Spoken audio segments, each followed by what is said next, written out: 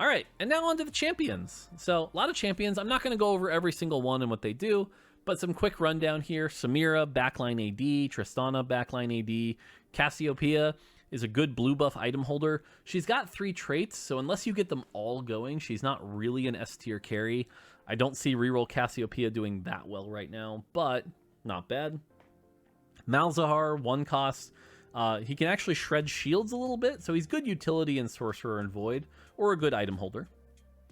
Jhin, an AD damage dealer, good AD item holder. Cho'Gath, one of the more unique champions.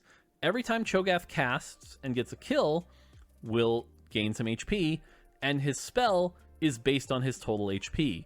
So, if you can get him going, he can bite and gain and bite and gain and be some of the tankiest 1 cost you've ever seen. But the thing to note about Cho'Gath's stats is he has very low armor and MR for a tank. Decent HP, low armor and MR. So you kind of have to waste those item slots on like Bramble, Gargoyle to get him going. Maokai, pretty standard tank with some self-healing. Renekton, pretty standard tank with some self-healing. Poppy, tank with some shielding. Kayle is another interesting one. Kayle is probably the weakest 1 cost at the start of the game. At level 6, powers up a bit and becomes pretty decent. And at level 9, actually becomes very, very strong. If you're at level 9 and have a 3-star Kayle, that's the equivalent of a 4-cost 2-star, maybe even a little better.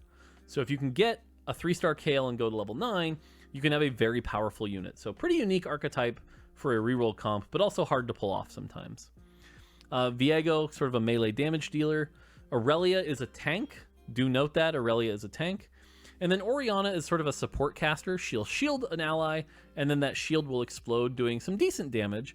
But it makes her really bad in 1v1s against ranged opponents, because she'll just shield herself and then do no damage. So, on the 2-cost side, Galio is a tank.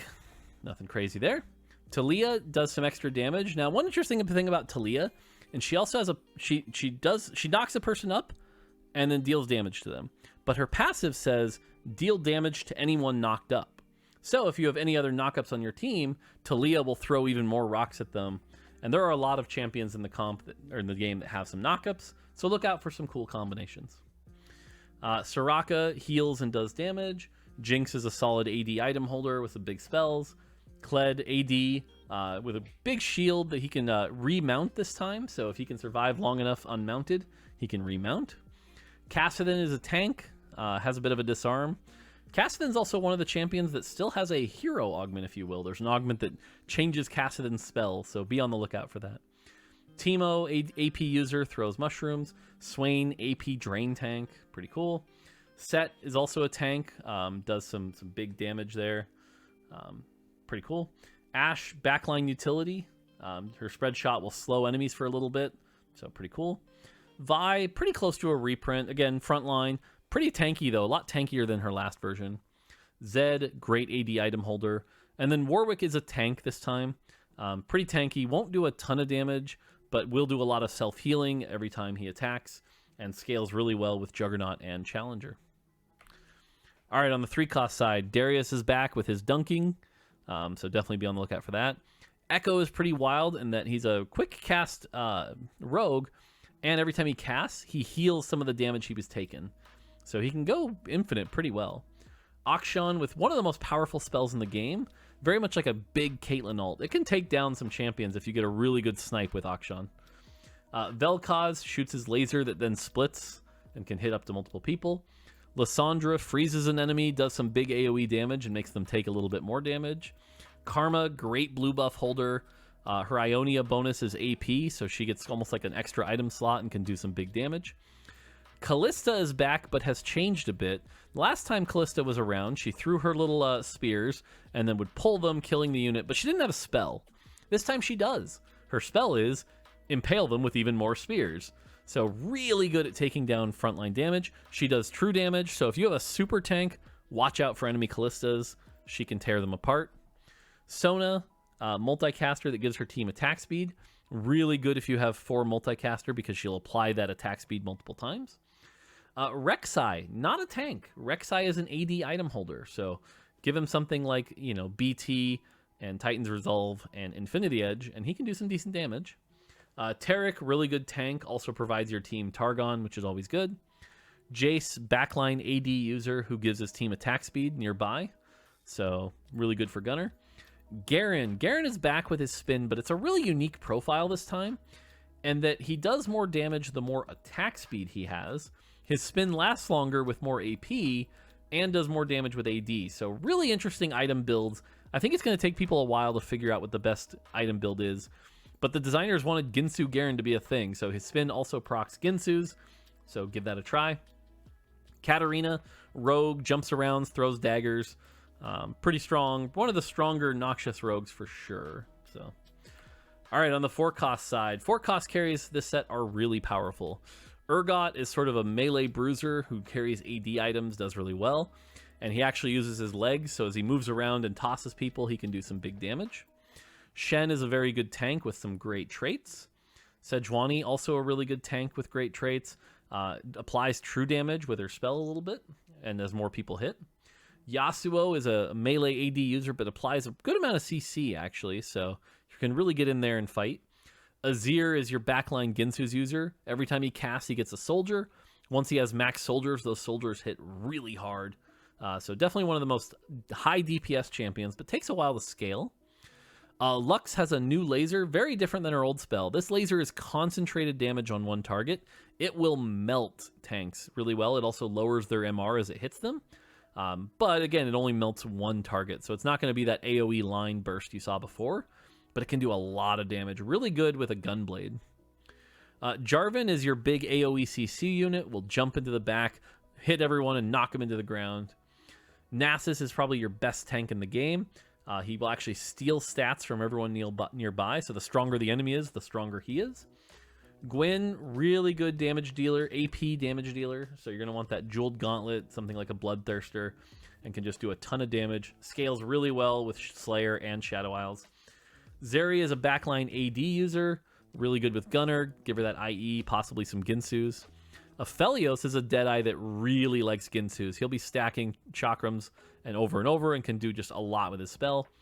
And then Kai'Sa, if you remember 5-cost Kai'Sa, this is pretty similar. Give her a Shojin, give her a Morello, give her some AP items. She'll be dashing around shooting missiles. A little more balanced than the 5-cost version, but overall can do some pretty good damage. And then the 5-costs. Bel'Veth, I'll go over some of the more special ones, but the non-special ones here, we have Sion, who's a Noxious bruiser. When he dies, he resurrects at full health, losing his spell but gaining a bunch of attack speed. So pretty hard to take down. Ari is a Ionia sorcerer. The first 2 times she casts her spell, she'll drain the soul of people and weaken them. And then the 3rd time, she does this massive AoE wave, and if it hits people who have had their soul drained, it does even more damage. And then Cassante, for those of you that remember people like Lee Sin, Cassante will knock people up and out, and if they're near the edge, he will knock them out of the arena. So really good for taking down super tanks. Yeah, so good champion there. On the special side, Aatrox is a Darkin, really good with AD items, so he'll be doing big slams, loves every stat like Titan's Resolve. But what's interesting is when Aatrox or the holder of the Darkin Blade dies, the Darkin Blade is equipped to the nearest allied champion, granting them 450 health and 20% Omnivamp. After being equipped to a champion for 4 seconds, Aatrox will revive upon their death instead. So he'll jump to an ally. So Aatrox dies, jumps to an ally. If they live for 4 seconds, they're now empowered. And if an empowered person dies, Aatrox comes back, items and all. So pretty neat champion.